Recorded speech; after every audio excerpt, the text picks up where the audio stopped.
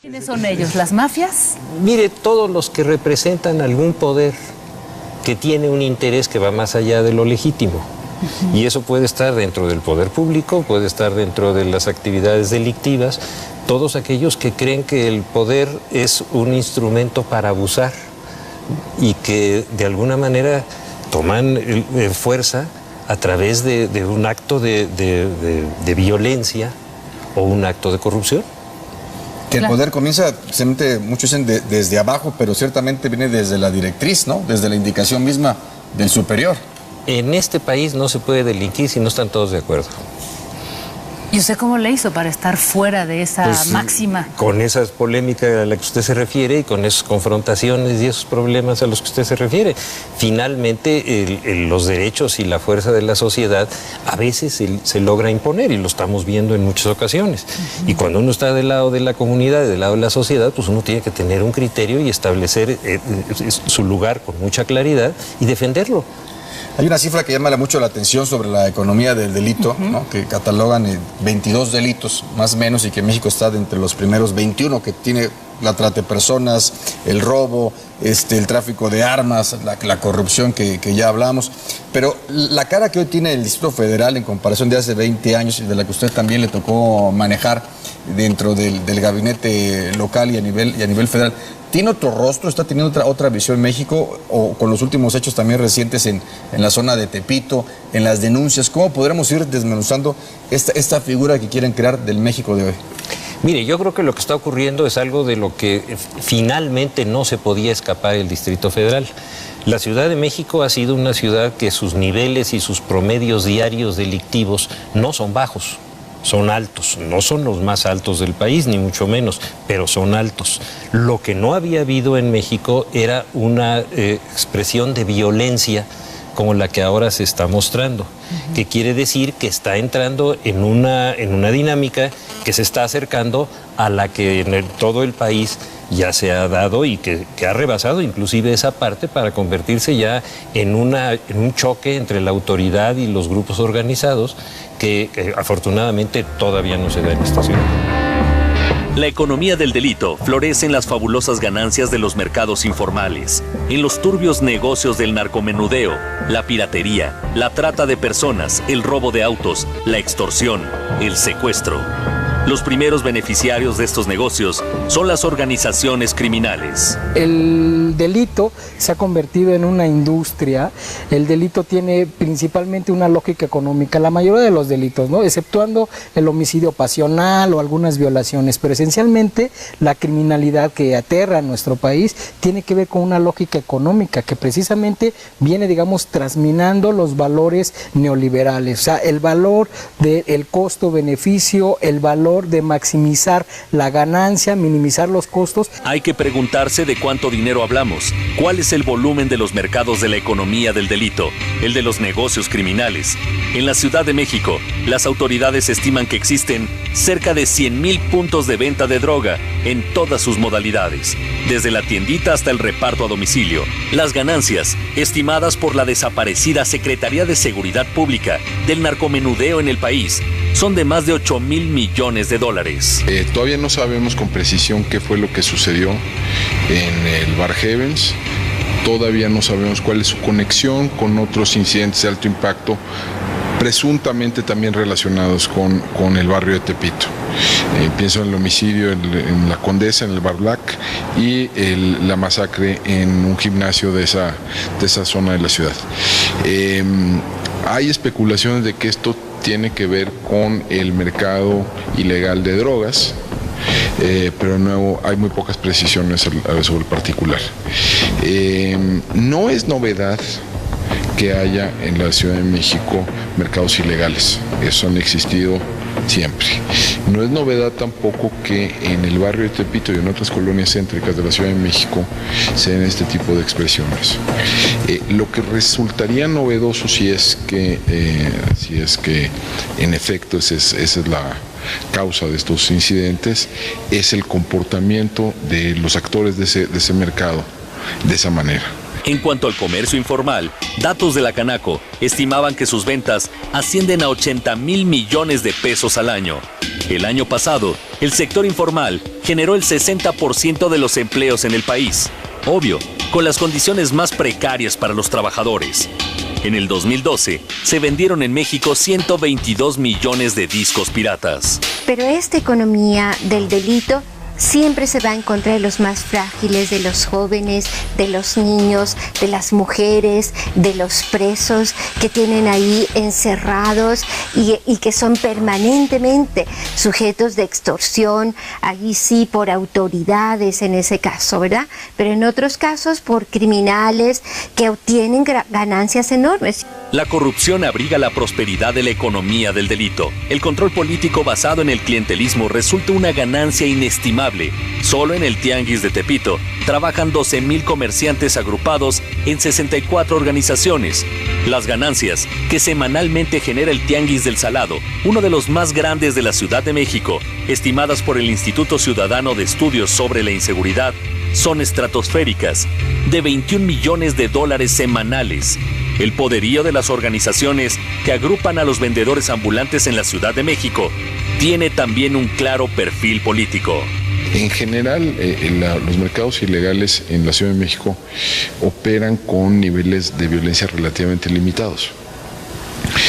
Por diversas razones. Uno, por la densidad institucional que existe en la Ciudad de México. La policía del Distrito Federal tiene más de 80,000 elementos. Hay una alta presencia en la Ciudad de México del Ejército, de la Marina, de la Policía Federal, de la PGR, del CISEN, etc.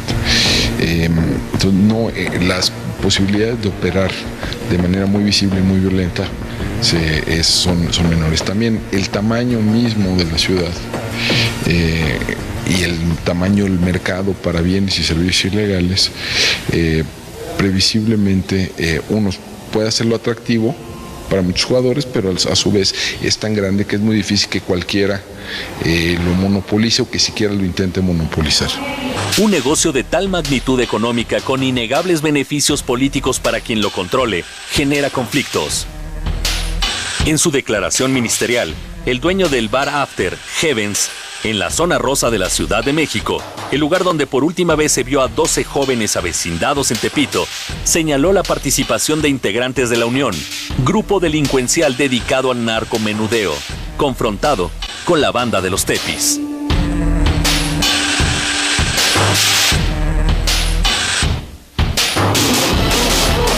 Sí me llama la atención que a partir de lo que vimos con estos jóvenes desaparecidos en esta discoteca, ahora tengamos por primera vez, o sea, todo un, digamos que un mensaje mediático para decir, vamos a realizar cateos, vamos a blindar ciertas zonas y vamos a estar patrullando toda la ciudad. Digo, ¿esto es realmente la mejor salida, doctor? ¿O qué es lo que estamos viendo? Porque hemos vivido muchos años en una ciudad con ciertos grados de inseguridad, de violencia, ¿no? Claro. No, mire, lo que sucede es que frente a una percepción de esta naturaleza hay una respuesta de carácter político. Dicen, bueno, vamos a hacer algo, vamos a tomar cartas en el asunto, vamos a tratar de detener este problema. Ni modo que se queden callados, eso no lo pueden hacer, políticamente sería un suicidio. Entonces salen a dar una respuesta de alguna naturaleza para poder evitar el deterioro de la gobernabilidad y de la imagen del gobierno. En realidad, lo que usted me está diciendo tiene toda la razón. El problema ha existido siempre, se salió de control. Hay una respuesta para poder decir que se está haciendo algo, pero en realidad el problema es tan grave que ya empezó a dar resultados de esta... Se salió de las manos. Es decir, que la percepción superó la realidad, que están actuando bajo esa premisa. Mire, yo lo que creo es que la percepción es uno de los factores más importantes de la gobernabilidad.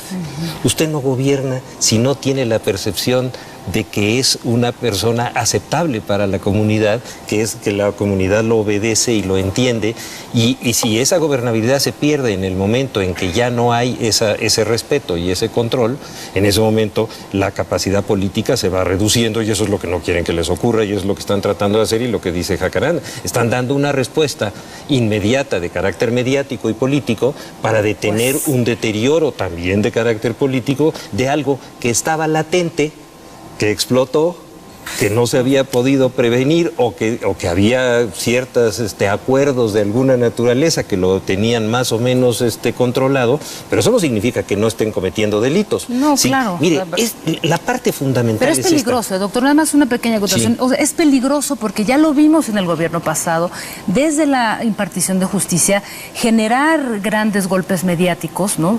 Porque eso también atrinchera a la gente en sus casas, o sea, hay un riesgo en la vida pública y yo no estoy tan de acuerdo en que necesariamente para mantener la gobernabilidad tengan que hacerse y darse golpes mediáticos, decir, esto es lo que vamos a hacer ahora, ¿no? Que digo, ese es un tema, pero si me permite, porque tenemos aquí justamente a Mario Patrón, quien es el primer visitador de la Comisión de Derechos Humanos del Distrito Federal, lo tenemos en un enlace vía Skype y tomando un poco su comentario, yo quisiera preguntarle a Mario Patrón, a partir de toda esta... Mario, buenas noches. Hola, ¿cómo están? Muy Gusto bien. en saludarlos a todos, al doctor Hertz, desde luego. Muchas gracias, igualmente. Y bueno, solamente planteo esta pregunta para que la debatamos aquí en la mesa. Mario, estábamos comentando, nos has escuchado sobre esta nueva política de seguridad que se ha implementado en la Ciudad de México. Yo me pregunto hasta dónde todos estos cateos, toda esta implementación de un dispositivo de seguridad nos va a proteger a nosotros los ciudadanos de violaciones de la propia policía y de las fuerzas de seguridad que están empezando a trabajar esto en colonias como La Condesa, La Roma, el Centro Histórico, la propia Zona Rosa. Sí, lo primero que tendría que decir, y que seguramente el doctor Jerez estará de acuerdo conmigo, es que no hay una disociación entre las políticas de seguridad y una política de respeto a los derechos humanos. Constantemente se establece, se señala como un argumento político que para combatir el delito, prevenir la seguridad pública, se tienen que violar derechos humanos. Justo parte de nuestras investigaciones ahora asociadas con el lamentable hecho de las 12 desapariciones de este bar, discoteca Haven, es que estamos monitoreando la legalidad y el debido proceso en la investigación.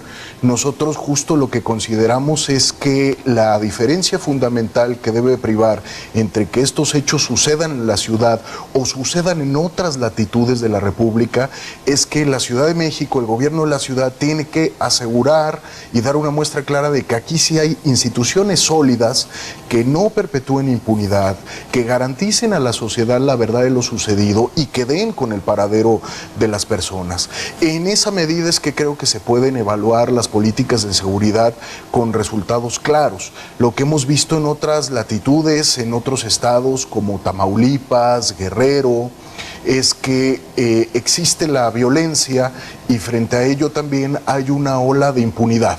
Hay como una suerte, ya se hablaba de la percepción ciudadana, hay como una suerte de percepción de instituciones vaciadas, huecas, que no dan pie a las denuncias ciudadanas y que no se sabe la verdad de lo sucedido y se genera impunidad. Nos parece que la impunidad más la violencia puede ser un binomio sumamente peligroso porque la impunidad lo que hace es perpetuar los factores que generan la violencia. Estás hablando, Mario, para que platiquemos con el señor Gertz Manero de la impunidad, pero también de la falta de la no cultura, de la no denuncia. Es decir, el delito ni se castiga y también lo que es quizás puede ser peor, que tampoco se denuncia.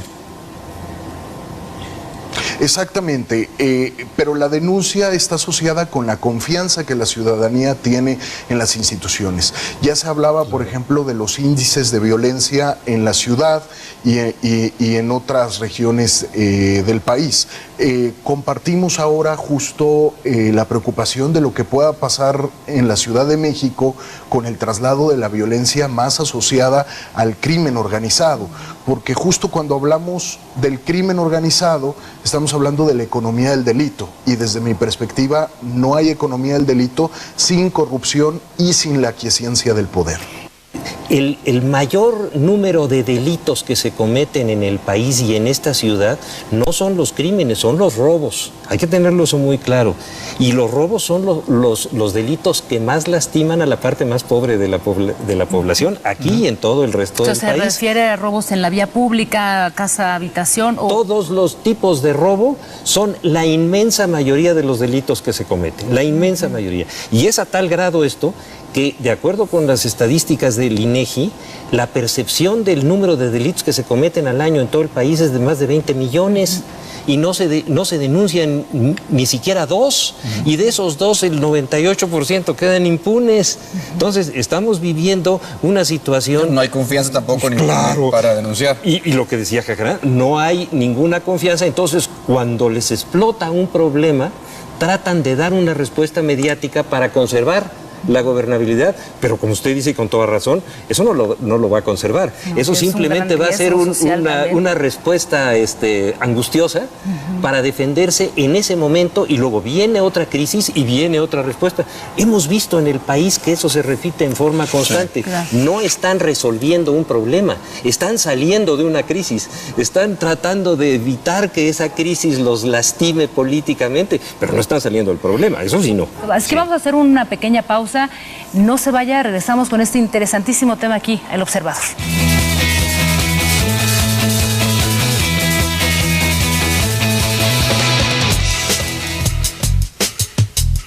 La corrupción es raíz de la economía del delito. Un ejemplo documentado es la evasión de impuestos de los indígenas hacia la corona española, en un intento de supervivencia porque eran impagables. La Santa Inquisición, por ejemplo, que se dio aquí y que juzgaba a la gente a menos que estuviera dispuesta a entregar sus bienes. Sin corrupción no habría crimen organizado o desorganizado. Del mero instinto de supervivencia, los mexicanos avanzamos hacia el soborno como sistema, un autoimpuesto no oficial que se traduce en mordida o regalo innecesario, extendido en instituciones y en todos los canales delincuenciales, señala un ensayo de la UNAM y agrega entre los motivos una impartición de justicia viciada y una legalidad absurda. Alguien decía, ¿por qué los regímenes priistas se repletan en lo bajo de reglamentos, mecanismos burocráticos, ventanas, controles? Pues porque la corrupción la sube en un piso. Cuando no puede resolver las cosas de manera simple y fácil, el ciudadano está invitado a subir al piso siguiente y soltar el dinero de la corrupción. O sea, están articulados. La dificultad de todos los días, los altísimos costos de hacer las cosas bien, está articulado con el costo de la corrupción. Otra de las razones, dice el ensayo, es la asimetría social injuriosa. Han seguido un modelo económico que ya a nivel mundial no funciona, excepto para la economía del delito, que es el neoliberalismo. Ese modelo, ¿qué es lo que te da? Desigualdad social. Estamos en este momento, y dicho por las cifras oficiales, con más población pobre. Cuando digo pobre, es esa población que no le alcanza para poder sobrevivir. Y dentro de esa población, 21 millones de gentes que no les alcanza ni siquiera para comprar la canasta básica. Y el desastre empieza con la guerra contra el narco de Calderón, que es lo más delirante que imaginarte puedas. Si la analizas hoy dirás, bueno, ¿cómo era una guerra gringa? ¿Por qué nos la echamos nosotros? Control de armas no hubo, control económico, investigación de los mecanismos económicos del delito, nunca se hicieron. ¿Cuántos banqueros detenidos? Y ya no me refiero a gerentes de sucursales, me refiero al cuate de una sucursal en La Laguna. Ni uno. ¿Cómo se movían todas estas cantidades inmensas de dinero? A saber, nadie lo estudiaba. Investigación cero, inteligencia cero, tus departamentos de inteligencia estaban dominados por el narco. Bueno, si sumas todo eso, encontrarás que Calderón hizo una guerra para quitarse encima la presión de haber llegado a la presidencia de una manera ilegal. Y bien, ¿algo que agregar? Hoy, como contrapesos en la sociedad, tenemos la denuncia pública, el debate y la presión social. Básicamente. Sí, que como México no hay dos, porque si hubiera dos estaríamos en el otro.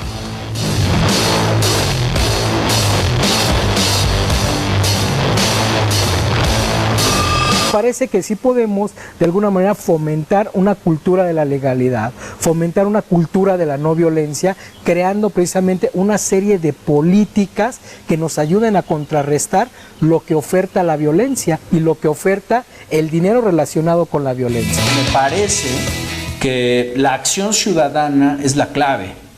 Es decir, una ciudadanía que no supervisa, fiscaliza al ejercicio del poder público, una ciudadanía que no genera contrapesos al sistema monopólico de medios, al sistema industrial de medios monopólico, una ciudadanía atrapada en las lógicas del consumo, que se ha alejado del espacio público, que acude al espacio público a subvertir la convivencia, ¿no? Es una ciudadanía que claudica de sí misma.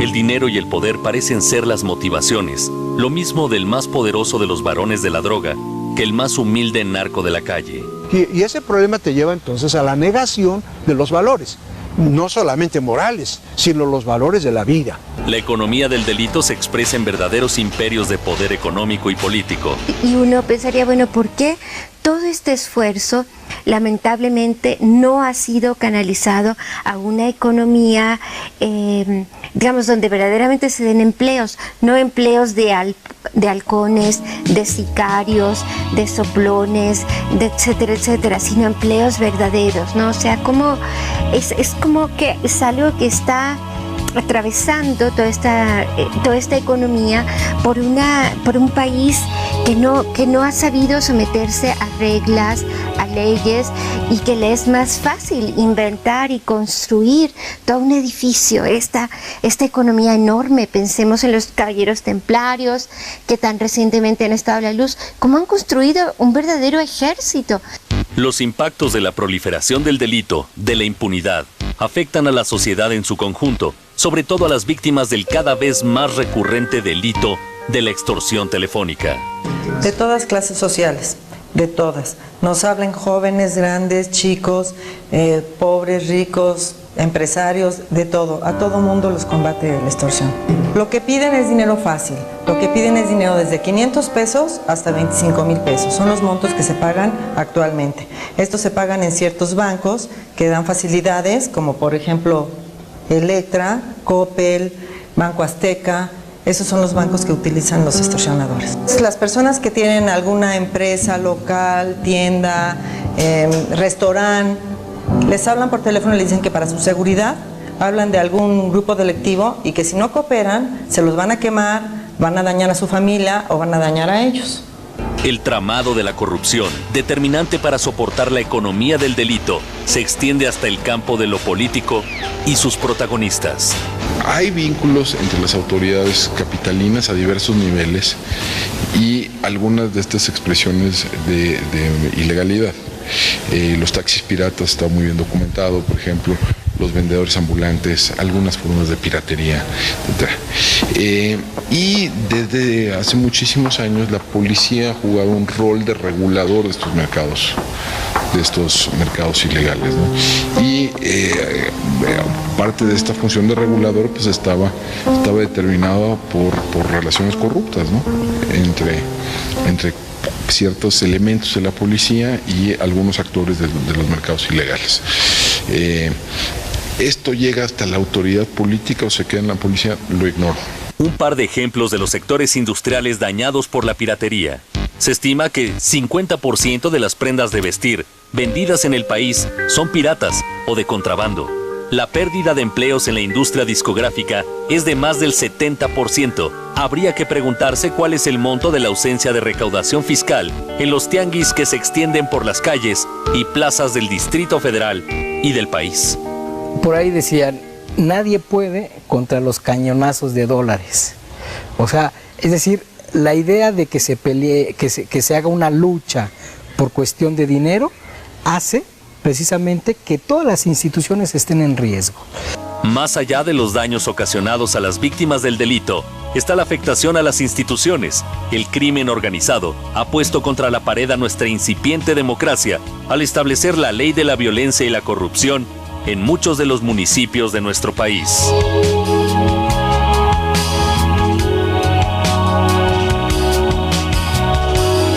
Gracias por continuar con nosotros aquí en El Observador en este tema que hoy hemos nombrado la economía del delito. Y bueno, yo ponía la pregunta en la mesa antes de ir a la pausa, sobre todo para no perder de vista esto que es nuestro tema, que tiene que ver con algo mucho más amplio, esta economía del delito, claro, y que no se restringe al tema nada más del narcomenudeo en la Ciudad de México. Mire, el narcomenudeo y los crímenes, los asesinatos, tienen un valor mediático muy alto, generan un gran impacto, pero no son los delitos que más lastiman a la comunidad. No, y eso es una cosa social también. El robo se lleva casi el 70% de todos los delitos, y ese robo es el que más lastima a la mayor parte de la comunidad, que no tiene manera ni de convertirlo en un escándalo, ni de hacer de eso un tema mediático. En cambio, una situación como la que se vivió, la que se viven en estos centros nocturnos, etcétera, sí generan un impacto mediático que daña a la política de la ciudad y que inmediatamente contestan.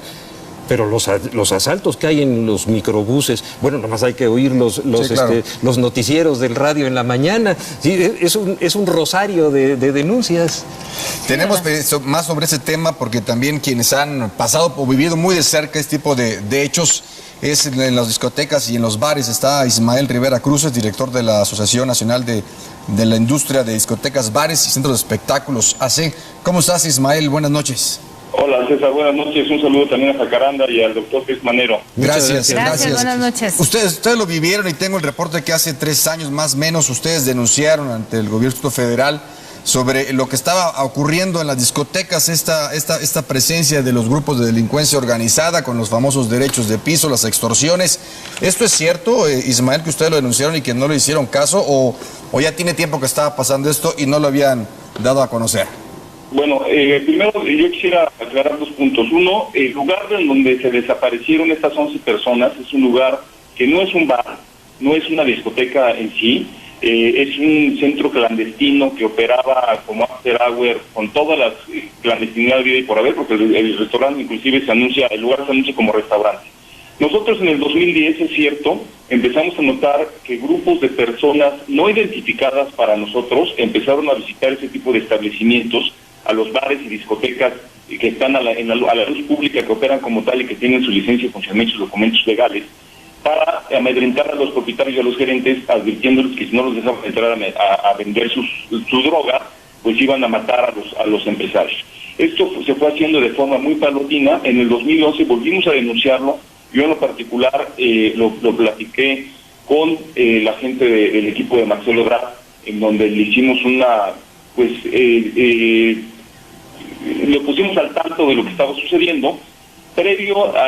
Un mes antes de que cambiara el gobierno de la Ciudad de México en el 2012, en noviembre, estos grupos empezaron a presentar con mayor frecuencia y de una manera ya amedrentando y amenazando ya con armas a los establecimientos, en donde inclusive les mandaron algunas cabezas de perros degolladas, advirtiéndoles que su cabeza iba a ser la próxima, si no les permitirían la entrada. Esto nos llevó a tener una reunión con la Secretaría de Gobierno y en ese momento era el gobierno de transición. Así lo hablamos también en su momento con la Secretaría de Seguridad Pública, inclusive les dimos algunos mapas en donde sugeríamos nosotros que se hiciera presencia de la autoridad para disuadir este tipo de eventos. No nos interesaba, yo creo que no es el tema agarrar al narcomenudista, que es el que está llevando la droga a los lugares, porque pues, al final de cuentas al día siguiente van a mandar a otro.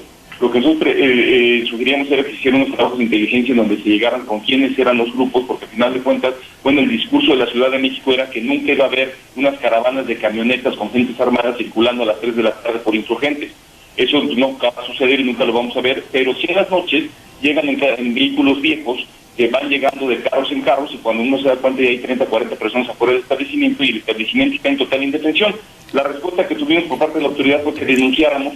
Ningún empresario quiere denunciar ni lo piensa hacer, porque pues está en riesgo la vida de las personas. No sabemos quiénes son esos grupos, si son impostores o son de veras, pero por su forma de operar, por lo que ha venido sucediendo, pues nos damos cuenta que nos podemos enfrentar a lo que vivimos nosotros como industria nacional nocturna en toda la franja fronteriza del país, inclusive en la zona centro como fue Morelos, Guerrero, que se bajó a Veracruz, a Quintana Roo y demás, y vimos lugares quemados, gente incendiada, muertos y demás, ¿no? Entonces eso nos preocupa de sobremanera, y sobre todo que sí lo advertimos en su momento y pues no hubo respuesta.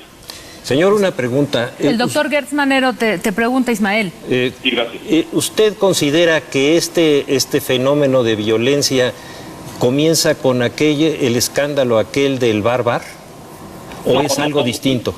No, por supuesto que no. El Bar fue un tema entre dos particulares muy identificados, que no tenía nada que ver con tráfico de drogas ni nada de ese tipo de cosas. Ahí sí fue, inclusive están confesos y declaradas las personas involucradas en el tema. Y aquí esto obedece a un espacio, un vacío que encontró ciertos narcomenudistas que se fueron penetrando y fueron viendo que no pasaba absolutamente nada. Así lo leemos nosotros, así lo entendemos nosotros, y al final empezaron a encontrar un mercado en el cual estaba totalmente virgen y empezaron a introducirse de esta forma. A ver, el tema de la droga pues está en las escuelas, está en las casas, está en las calles y está en los lugares, y necesitamos en conjunto hacer algo para poderlo frenar de tajo. Señor, una pregunta nada más.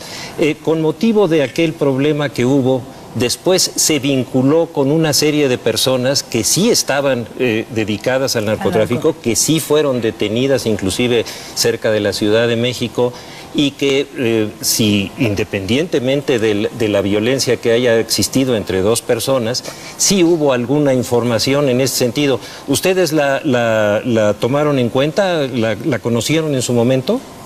Sí, nosotros estamos hablando de Bar, ¿no? Sí, señor. Sí, nosotros, don Alejandro, estuvimos presentes en el tema. No, evidentemente había gente involucrada, bueno, pues como fue el tema de JJ, inclusive por ahí apareció hasta la gente de la barra y demás, estaban todos involucrados en el tema. Pero no obedece, ese balazo que le dieron a Cabañas no obedeció a violencia por narcotráfico, obedeció a violencia por una incongruencia entre un partido de fútbol, y de ahí se hicieron de palabras y terminó en lo que ya conocemos. Sí, ¿no? Evidentemente era gente que estaba metida, pero no era tema de venta de drogas en los establecimientos. No, yo creo, Ismael, si me permite, yo creo que el doctor se refiere a que ya finalmente dentro de esa negociación o en otros ya estaba permeando en los cárteles de la droga en diferentes negocios, como vea con la extorsión o simplemente con la venta de la misma, luego que se dieron estos hechos. Yo te pregunté de manera directa, ¿tienen reporte o hay cárteles de la droga en el DF? Pues bueno, pues está el tema. Yo hice la declaración en forma recientemente, en donde pues no con la intención de dañar al gobierno ni con la intención de dañar la imagen del jefe de gobierno, simplemente con el hecho de decir la verdad, porque nosotros estamos en el riesgo de perder los patrimonios, por un lado, por parte de la autoridad, porque puede aplicar la ley de extinción de dominio de los establecimientos en donde se detecte que se está permitiendo la venta de drogas, aunque el empresario no lo haga directamente. Bueno, pues hay un vínculo. En el momento que no denuncia, pues también lo pueden hacer cómplice del tema, porque tú sabes, tú lo permites y no lo denuncias, pero también si se denuncia, bueno, pues se puede pagar inclusive hasta con la propia vida. Entonces, es por ello que lo sacamos recientemente a la luz pública con la intención de que la gente conociera el tema, la opinión pública, y sepan en qué situación estamos los centros nocturnos de la Ciudad de México. Y bueno, a raíz de los hechos, de lo que sucedió ahorita en los hechos desaparecidos en el Bar Heaven, y este operativo que ha hecho el gobierno de la ciudad, sacando a la calle y verificando establecimientos en materia de protección civil y demás, se ha disuadido tremendamente. Lo que nosotros estamos en la expectativa es que, bueno, pues ahorita por lo que está sucediendo y por las acciones del gobierno, pues esta gente se retira, pero estamos convencidos y seguros que en cuanto se relaje este tema va a regresar. Ismael, ¿no? Se ataca sí. de frente. Bueno, antes de ir con el visitador de la Comisión de Derechos Humanos, sí me gustaría hacer una puntualización, porque entiendo estas denuncias que ustedes hicieron hace 2-3 años y las cuales no fueron tomadas en cuenta, pero creo que también hay que poner en su justa dimensión, por algunos pagan otros, pero a partir de una serie de investigaciones, de reportajes que han hecho también colegas periodistas, o sea, se ha visto que los propios establecimientos están vinculados con algunos narcotraficantes o narcomenudistas y le entran al negocio. Es decir, o sea, no estoy generalizando, pero creo que ahí sí hay un problema, un vacío, no sé usted qué opina, doctor, porque sí es un asunto también de la autoridad, pero algo que viene ocurriendo desde hace muchos años y con mucha frecuencia en distintos bares, antros, en fin, de la Ciudad de México. Y mire, hay algo que, perdón, sí, adelante. Algo que es muy importante y que el señor señaló, es decir, el lugar a donde hubo este levantón es un lugar que estaba trabajando en absoluta ilegalidad, ¿no es así, señor? Es correcto, totalmente correcto. Es decir, ¿cómo es posible que un giro de esta naturaleza, que es un giro negro, así, ¿no?, que lleva trabajando, y ¿a poco los policías no lo veían? Pues claro. ¿A poco nadie sabía que eso existía? Eso, Sí, ¿quién lo puede creer? Inclusive, nosotros le llamamos a este tipo de lugares clandestinos giros negros, que son los que violan la autoridad. Ahorita la propuesta de nosotros es que se haga un censo en la ciudad, porque el gobierno no tiene un censo de los servicios mercantiles de vida nocturna. Recordemos que son establecimientos que son muy flotantes, pueden existir hoy, mañana ya no. Entonces hay que hacer un censo y por medio de los propios cuadrantes de la seguridad pública poder monitorear los establecimientos que están totalmente legalmente establecidos y los establecimientos que están operando de forma itinerante, incluyendo las propias clandestinas. No estamos exentos, Jacaranda, de que hay algunos empresarios que puedan prestarse a esta práctica, pero sí quiero aclarar que no son todos los empresarios de la vida nocturna, la gran mayoría operan con su total legalidad, pero sí han sido amedrentados por estos grupos y bueno, pues ante la amenaza y ante ver enfrente 10 o 12 personas o 15 personas armadas amenazando a uno, pues no le queda otro más que abrir las puertas y dar piso a la autoridad. Ismael, ¿te han amenazado? ¿Qué negocios tienes? No, afortunadamente todavía no. Espero que esto no nos lleve a algún tipo de amenaza, pero hay que denunciarlo. No tenemos detectado, no estoy imputando ni señalando absolutamente a nadie en especial, no los tenemos identificados ni detectados. Y al final de cuentas, pues alguien tiene que dar y la cara y decir lo que está sucediendo con la intención de proteger a los empresarios, proteger a los empleados y principalmente proteger a los 500,000 personas que salen un viernes y 600,000 un sábado a divertirse en la Ciudad de México, ¿no? Sí. ¿Y qué diría? No, sí, yo creo que Mario Ismael, Patrón. con Mario Patrón sobre ese tema de los derechos humanos. ¿Qué tantas denuncias han habido? ¿Qué tanto seguimiento le están dando ustedes? Y en tu opinión, ¿se rompió ya hubo acuerdos? ¿Tú crees que se hayan roto los acuerdos entre gobierno con la delincuencia organizada para que se desaten los demonios? Sí, César. Mira, yo quisiera comentar que si bien coincido con el doctor Hertz de que el robo y los delitos patrimoniales digamos, son sumamente delicados, onerosos y generan mucho sufrimiento en la sociedad, cuando hablamos de narcomenudeo no podemos olvidar que es solo un eslabón de toda una cadena de crimen organizado. Para que haya narcomenudeo tenemos que hablar de que ya hubo una producción, una refinación, una transformación, una transportación del producto, de las drogas, de los enervantes, y el narcomenudeo es solamente la fase de la comercialización. Yo creo que en ese sentido tenemos que tener mucho cuidado con el crimen organizado y sobre lo que puede pasar en la ciudad, porque justo escuchando a don Ismael, creo que es importante que recordemos que el crimen organizado busca un control territorial, porque es el que le permite apoderarse de los negocios ilícitos. Pero una vez ya que se apodera de los negocios ilícitos, justo acude a aquellos negocios lícitos también para apoderarse. Y es cuando tenemos factores de lavado de dinero y cosas todavía mucho más elaboradas y más complejas y que desde mi perspectiva dañan de manera mucho más fuerte a la sociedad. Entonces, me parece que la impunidad sigue estando en el centro. Quería hacer una pregunta. ¿Qué le parece si la pone en la mesa? Vamos a hacer una pausa y volvemos. ¿Cuál era la pregunta, doctor? Mire, el tema yo creo que es fundamental. Estos son negocios sucios, los del crimen organizado.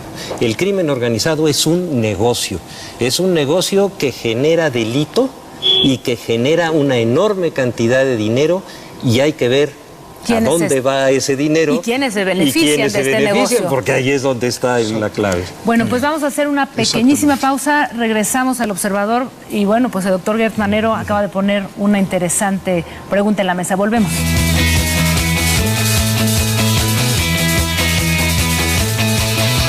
Se ha creado también un beneficio político a través del delito, a través de los discursos demagógicos para hacer una lucha contra el narcotráfico o para poder prevenir la propia delincuencia y la criminalidad, viene, digamos, teniendo un beneficio secundario. En primer momento hay un beneficio económico, pero también podemos nosotros visualizar un beneficio político. El crimen organizado nunca va a terminar Lo que tenemos que luchar como ciudadanos y exigirle al poder público que termine es la disrupción que genera la violación de la ley en nuestra convivencia. Desde el lugar donde se castiga el crimen nace el crimen. Testimonio de un preso en el reclusorio preventivo Oriente. En enero de 2010 me cambiaron al dormitorio 2 de la zona 1. Hay mucho secuestrador profesional y bastante delincuente de cuello blanco que se vuelven extorsionadores. Envían en su representación en el exterior a emisarios para hablar con la familia o al negocio de su víctima y le cuentan la historia de que su interno está en grave peligro. Le dicen que han escuchado conversaciones de que lo van a matar o hacerle daño y que ellos están en condiciones de ofrecerle seguridad total por una cantidad mensual de 4,000 o 12,000 pesos. Es evidente que en México hay tipos de delitos que gozan de un enorme consenso social y incluye la extorsión, incluye el robo, incluye el fraude e incluye el enriquecimiento ilícito. Mientras los incentivos sean tan altos, los incentivos al intervenir en una actividad ilegal sean tan altos, la violencia va a ser de una dimensión que tenga que ser. La economía del delito integra 22 delitos graves a nivel mundial. De esos, en México se cometen 21. ¿Cómo cuáles? Como la trata de personas, el tráfico de armas, la piratería, la prostitución infantil, el secuestro y un largo etcétera. Mercancías y negocios dispuestos y expuestos. Tú no puedes ser un político, presidente municipal o delegado o delegada honesto y que tu policía esté permitiendo que en los mercados de tu ciudad se esté vendiendo piratería, contrabando de cigarros, ropa que es clonada, ropa que es contrabandeada o ropa que es robada. No es un régimen de partido de Estado, es de una mafiocracia político-empresarial que ha generado que en esas grandes alianzas pueda existir todo tipo de delitos. Y no es verdad que los delitos se generan desde abajo. Los delitos se generan siempre desde arriba. El pomposo nombre de delincuencia organizada obedece a su administración de canales criminales a nivel global.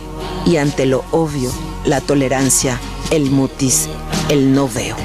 Y sin la autoridad nunca baja a los bares para ver si alguien, por lo menos preguntarles. Yo les he preguntado, ¿alguna vez alguna autoridad te preguntó si alguien a ti te estaba extorsionando, cobrando por el asunto de prostitución que tú estabas llevando a cabo? No, nunca.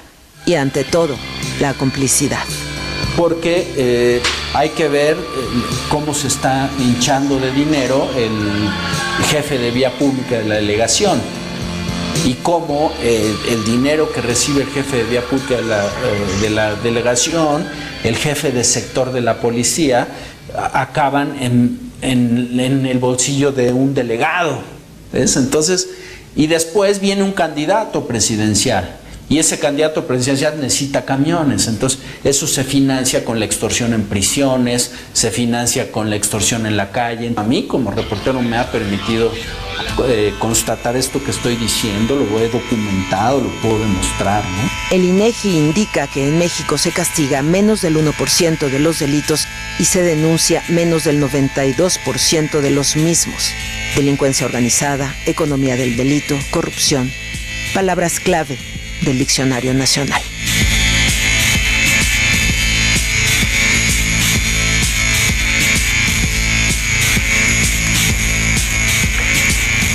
Pues regresamos al Observador con un debate realmente álgido y el doctor Gertz Manero ponía en la mesa algo que me parece muy importante y yo creo que eso atañe también a Ismael Rivera. Hemos visto a lo largo de muchos años, y usted mismo también formó parte de la Secretaría de Seguridad Pública de este gobierno. Sí. O sea, no es un problema de hoy, ¿no? El tema de la inseguridad y todo lo que nos ha relatado hace un instante Ismael en términos de las extorsiones que se han dado, o sea, es un tema añejo, ¿no? Déjeme contarle una historia que es muy interesante. Cuando yo presidía el Consejo Ciudadano de la Ciudad de México, que es un órgano que debe ser independiente y autónomo, cuando me pidieron que enfrentáramos el problema de la inseguridad. Nunca había estado peor el problema de la inseguridad en la ciudad. Había más de 750 delitos diarios. ¿Cómo comenzamos a resolverlo? Precisamente atacando en una forma preventiva las áreas donde se generan los delitos. Y entonces esas áreas donde estaban los giros negros, donde estaban todos esos giros que no los autoriza la policía, los autorizan oficinas independientes del gobierno, que son las que dan los permisos, etcétera. Las propias delegaciones, las delegaciones, ¿no? o los órganos de gobierno. ¿Qué hicimos? Bueno, generar una operación ciudadana oyendo la voz de los ciudadanos y logramos bajar los delitos de 750 a 440 diarios. ¿Sabe usted en cuántos están ahorita? En más de 500. Por más que hagan publicidad en un sentido o en otro, vean ustedes las encuestas y los datos del INEGI y van a ver cómo se volvió a descomponer lo que se había compuesto. Y sí, cuando realmente se escucha a la ciudadanía, cuando realmente se oye lo que les está pasando a los vecinos que están en esas zonas y cuando se hace un trabajo serio, aun cuando no todas las oficinas estén de acuerdo porque hay muchos intereses, los resultados son bastante razonables y no hay ese tipo de problemas. Cuando comienzan a haber arreglos y esos arreglos se descomponen y vienen... Ya no hay acuerdos. Y ya no hay acuerdos, entonces las cosas se empiezan a poner muy feas. Es decir, ¿hubo acuerdos antes en el gobierno anterior y hoy ya no existe? Yo le puedo decir una sola cosa, eso no lo sé. Lo único que puedo decir es que en los gobiernos anteriores no había habido esos niveles de violencia y ahora los hay. Pero usted dice, se rompieron los acuerdos. Cuando usted fue secretario de Seguridad Pública, ¿había acuerdos? De ese tipo, de entre nosotros, imposible. Entonces, ¿por qué no había una violencia tan alta? Déjeme decirle por qué. Porque se atacaba desde el punto de vista de los intereses de los ciudadanos los lugares a donde se iban a dar los delitos. Pero vuelvo a repetirle, la policía de la Ciudad de México no es la que da las licencias para los giros, La policía de la Ciudad de México no es la que tiene esas tareas, es otra parte del gobierno y muchas veces son las delegaciones y otras instituciones las que lo dan. Pero ¿cuál es la función de la policía? Prevenir el delito. Si sabe dónde se está cometiendo, hacer lo posible para que eso no ocurra, y entonces viene esa reducción y viene esa percepción de que las cosas están entrando al orden. Díganos una cosa, doctor, antes de pasar con Ismael. Sí. Este asunto que está viviendo es cuestión de partidos, es una mafiocracia lo que está viviendo. No, no tiene nada que ver con los partidos, esto ha existido siempre. Es la relación entre el poder público y la delincuencia y el dinero que deja. Ismael, te escuchamos y queremos conocer tu punto de vista. Sí, bueno, pues es parte, yo creo que por esto la forma de atacar y combatir tiene que ser integral con todos los órganos de gobierno del Distrito Federal y en coordinación con el gobierno federal. Porque si bien es cierto, bueno, pues los lugares pues históricamente pues, han estado inmersos en la corrupción entre el vínculo establecimientos mercantil de cualquier índole con delegación.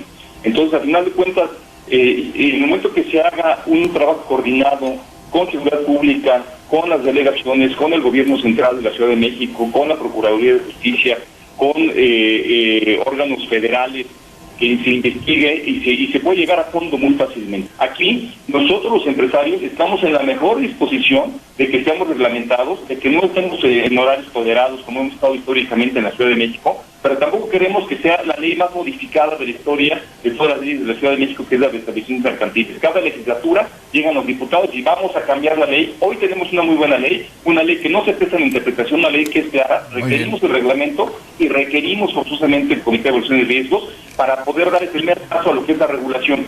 Si hay la voluntad del gobierno, en año y medio podemos estar totalmente regulada la vida nocturna y se convertiría en la primera ciudad en la República Mexicana que tenga un padrón de una vida totalmente registrada, regularizada, y saber quién está al frente del negocio, quién es el dueño, quiénes son los gerentes, qué giro específico tienen, cuál es su aforo permitido y su horario de funcionamiento. Bueno, pues vamos a ir a unas conclusiones y por ahí también quedaría pendiente el tema de los casinos, ¿no? Porque digo, eso también forma parte de la vida nocturna y ahí hay otro hoyo negro tremendo, ¿no? Pero empecemos, si le parece, a concluir. Doctor. Todo esto es un gran trinquete del que se benefician los que lo realizan y los que lo permiten. Es correcto. Así es. ¿Tiene solución? Por supuesto que tiene solución y como lo dice el señor, mucho más sencilla de lo que parece. Lo que pasa es que frente a esa solución hay una cantidad de dinero y hay una cantidad de intereses que entran en unas contradicciones y en unos pantanos de comprensión que parece que son insolubles. Son muy sencillos. Yo creo que sí que hay solución, Hay una cantidad de dinero tal y hay una cantidad de beneficiarios que son capaces de aguantar las peores tormentas con tal de seguir con el trinquete. Parece que no hay salida o... Bueno, hay estas salidas momentáneas que las hemos visto, como usted lo señaló al principio, en muchas ocasiones y que finalmente no resuelven nada. Pero eso no es nada más el asunto de estos delitos, ¿eh? Es una estructura de poder, así funciona este país, ¿eh? Y usted lo dijo, sí, y usted lo dijo al principio, ¿se pueden arreglar las cosas a fondo? ¿Cómo vamos, no? Se pueden generar este tipo de crisis y algunas soluciones parciales, pero mientras el fondo no se resuelva y no se acabe con esa colusión, nada se va a poder resolver. Claro. Mario Patrón. Es imposible que exista una economía del delito sin la corrupción, sin la aquiescencia, sin la coadyuvancia del poder político. En ese sentido, para combatirla también hay que ver los circuitos de corrupción que la permiten y la consolidan, y en ese sentido los derechos humanos tienen un papel fundamental, básicamente para el combate de la corrupción. Doctor Gertz Manero, pues una gracias. Última conclusión. Pues que el tema que ustedes escogieron finalmente es el resultado que hemos obtenido. Es decir, esto no es más que un giro negro, un negocio donde se benefician los que lo llevan a cabo y los que lo permiten y lo están solapando. Un giro negro o un hoyo negro. Un colorado que se va a cambiar de color. Muchas gracias, doctor. Le aprecio mucho. Muchísimas gracias. Gracias, doctor. Muchas gracias. Y también agradecemos a Mario Patrón, primer visitador de la Comisión de Derechos Humanos del Distrito Federal. Gracias, Mario. Buenas noches. Y también a Ismael Rivera. Muchas gracias, Ismael. Un abrazo. Gracias, hasta luego. Hasta pronto. Gracias, muy buenas noches. Pues muchas gracias, César. Hasta muy contenta pronto. de estar aquí en este programa tan interesante. Y bueno, los esperamos en una siguiente emisión aquí en el Observador. La repetición el martes a las 9 de la noche. Martes a las 9 de la noche. Martes y el próximo sábado una emisión más del Observador. Que descanse, buenas noches.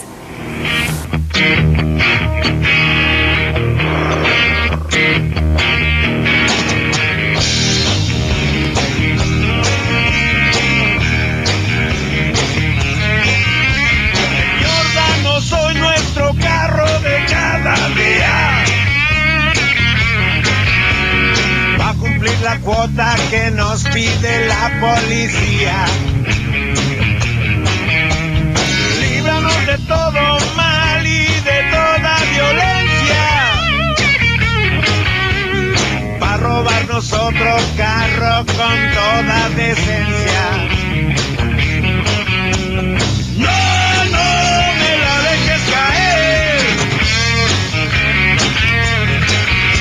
Con tantos modelos de autos que hay hoy en día, con sus alarmas de satélite hacen que me ría. Hoy vamos por el dinero que pidió el comandante, pues hoy es la fiesta que brinda su joven amante.